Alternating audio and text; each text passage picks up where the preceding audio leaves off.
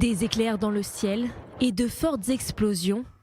Israël aurait bombardé des positions du Hezbollah dans la région de Quneitra en Syrie, près de la frontière avec Israël.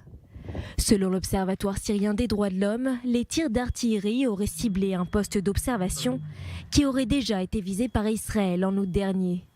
Ces frappes interviennent quelques jours après qu'Israël aurait également ciblé des positions des milices chiites soutenues par l'Iran, toujours dans la région de Quneitra.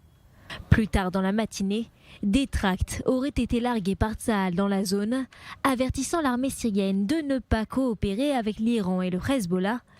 Les tracts soulignaient qu'une telle coopération apportait plus de mal que de bien.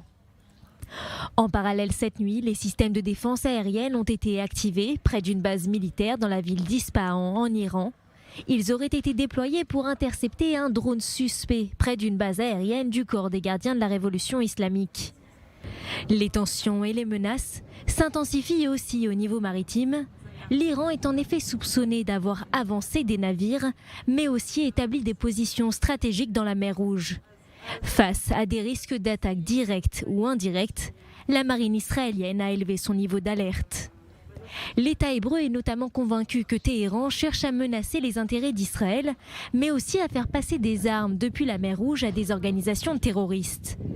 Selon les estimations de Tsahal, l'organisation terroriste Hezbollah aurait reçu ces dernières années des navires sous-marins télécommandés, des drones, des missiles de précision qui peuvent mettre en danger les navires de la marine israélienne.